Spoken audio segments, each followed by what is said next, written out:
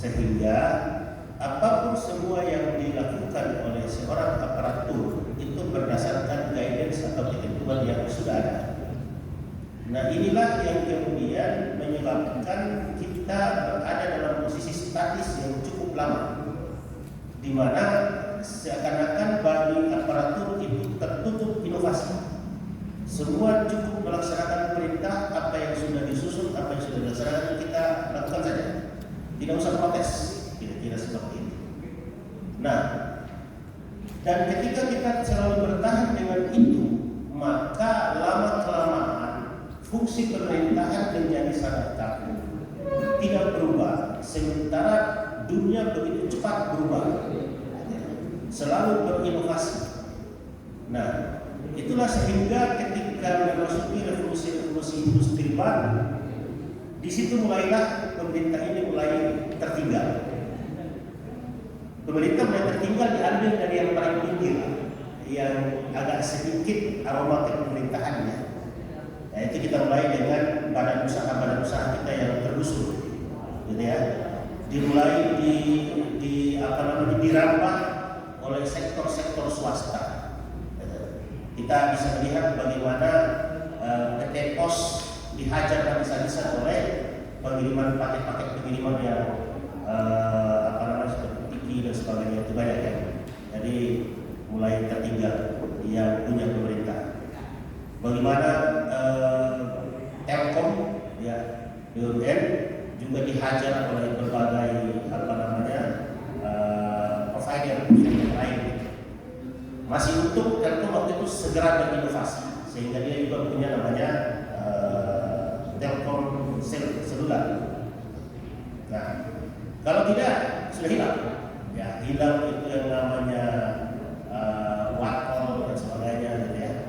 Nah, sehingga dari waktu ke waktu fungsi-fungsi pemerintahan itu bisa tergerus kalau tidak segera berinovasi. Dulu kita hanya bisa mengenal pesawat itu cuma dua, yaitu Garuda dan Merpati. Kemudian lahan-lahan itu dimasuki oleh berbagai maskapai swasta yang percaya, karena dengan inovasinya di saat BUMN mengalami kerugian, dia malah untung. Jadi, nah sekarang ini dari waktu ke waktu pun demikian. Nanti orang akan terlihat bisa digerus. Misalnya saat ini ada isu terakhir adalah BBM yang betul-betul dikuasai oleh negara, di perusahaannya Pertamina, perusahaan negara, disubsidi sendiri oleh negara, kemudian harganya dan sebagainya. Nah, ketika subsidi-subsidinya mulai berkurang, kemudian terjadi perang bebas, saya melihat ada potensial juga bisa tergerus. Sekarang sudah mulai ada BBM swasta, gitu ya. Nah, memang masih kalah saing karena yang dilakukan oleh Pertamina masih bersubsidi. Sehingga disampaikan bahwa satu waktu bisa saja kalau pemerintah tidak segera melakukan inovasi, maka satu waktu bisa saja fungsi-fungsi pemerintah ini menjadi hilang, menjadi tidak ada lagi. Nah, oleh karena itu, ya dari satu sisi pekerjaan kita menjadi ringan, tapi di sisi lain kita menjadi berkurang kepercayaannya, fungsinya juga berkurang, dan di sisi lain kita pelayanan yang kita berikan pun akhirnya berkurang. Padahal fungsi pemerintahan ini adalah memberikan pelayanan. Nah, bersyukur kita saat ini sudah mulai didorong untuk segera melakukan inovasi. Salah satu inovasi yang ada saat ini adalah Simore Clickbank, ya.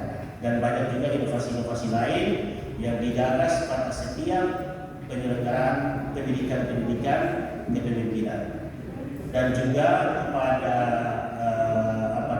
semua institusi juga diminta untuk segera melakukan inovasi. Kalau tidak salah BI dengan KRIS ya, gitu. Dan tidak kita segera inovasi, maka kita akan digusur. Transaksi manual itu sudah mulai tergusur dengan banyak ya. Ada Alibaba, ada Jadi kalau kita tidak lakukan itu, maka kita harus segera melihat itu, segera melakukan mencari peluang-peluang itu. Karena kalau tidak, maka fungsi-fungsi kita juga akan hilang. Misalnya selama ini orang kan tahunya mereka bayar pajak segala macam, nanti pemerintah membangun fasilitas-fasilitas. Tapi kenyataannya saat ini sudah banyak orang membangun sendiri, swasta, lembaga-lembaga masyarakat, kemudian mendorong berbagai aktivitas-aktivitas yang fungsinya fungsi bangunan. Jadi yang diserang itu nanti yang pertama pelayanan melalui perusahaan-perusahaan negara, kemudian penyelenggaraan pembangunan, dan bukan tidak mungkin sampai dengan penyelenggaraan pemerintahan. Bisa saja seperti itu. Karena begitu terjadi musibah, kita lihat banyak sekali itu LSM apa segala macam, orang mengambil langkah yang dulunya semua itu merupakan fungsinya pemerintah. Nah, kita tidak perlu berkecil hati karena itu juga bagus. Cuma jangan sampai kita sebagai pemerintah kemudian tertinggal dan menurunlah rasa percaya diri masyarakat terhadap pemerintah. Lalu masyarakat bilang kalau itu tidak usah ada pemerintah, kita sudah bisa urus sendiri. Kira gitu. Nah, itu tidak menutup kemungkinan seiring dengan globalisasi yang ada ini. Nah, oleh karena itu kita berharap bahwa dengan dibukanya keran inovasi bagi aparatur, maka semua diminta untuk melakukan inovasi. Bahkan saat ini pemerintah itu dilakukan penilaian. Jadi pemerintah paling berinovasi dikasih penghargaan. Pemerintah paling berinovasi dikasih namanya dana insentif. Ya, insentif atas inovasi itu. Jadi kita di dana itu ada alokasi umum, alokasi khusus, dan ada dana insentif daerah (DID). Jadi kalau dia punya inovasi dia dapat dana juga, kalau dia berprestasi dia dapat dana juga. Nah, ini didorong untuk memacu pemerintah daerah atau aparatur untuk melakukan inovasi. Saya kira di semua sektor juga seperti itu. Nah, oleh karena itu kami menyambut gembira inovasi yang dibuat oleh Ibu Asdua, meskipun tujuannya dalam rangka memenuhi satu syarat dalam pendidikan, tapi kita berharap ini akan bermanfaat dalam penyelenggaraan pemerintahan dan pembangunan. Tentu saja, oleh karena itu kita berharap ini tidak terhenti sampai dengan yang bersangkutan lulus mendapatkan ijazah, dihargai mempunyai satu inovasi yang baik, tapi kemudian tidak terhenti. Kenapa? Karena tadi bahwa yang diserang pertama setelah yang sedikit berbau pemerintahan atau sebagian atau 50-50 pemerintahannya, kemudian nanti akan diserang pembangunan gitu ya. Jadi kita lihat inovasi-inovasi pembangunan saat ini itu sudah mulai ada dengan mulai adanya KPBU, ya, kerjasama pemerintah dengan badan usaha. Ya, masih bagus jadi kerjasama. Kalau ini sendiri bisa saja dan kira-kira begitu. Jadi kita masih dapat. Jadi kalau KPBU itu, kalau saat ini misalnya jalan tol Jawa itu panjangnya itu informasinya lebih panjang dari jalan tol yang selama ini dilakukan sendiri oleh pemerintah.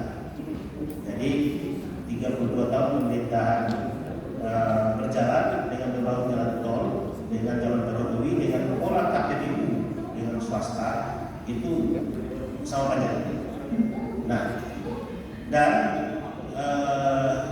misalnya ketika di sini tapak itu bersama dengan tapak saya itu bersepakat bahwa nanti saya mau timbul area itu saya bikin info Sabagrara, kemudian saya bikin info Sabagrara, nanti jalannya dimanfaatkan untuk berbeda. Itu sudah ada kerjasama. Nah, tapi ke depan nanti bisa saja dia hanya membutuhkan lisensi dan dia akan membangun sendiri. Seperti saat ini yang sedang jalan itu adalah pulau-pulau di depan Jakarta.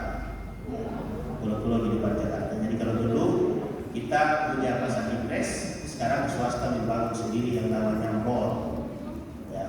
Kalau dulu kita membuka kawasan-kawasan segala macam, sekarang swasta mulai masuk dengan inovasi-inovasi yang lebih keren.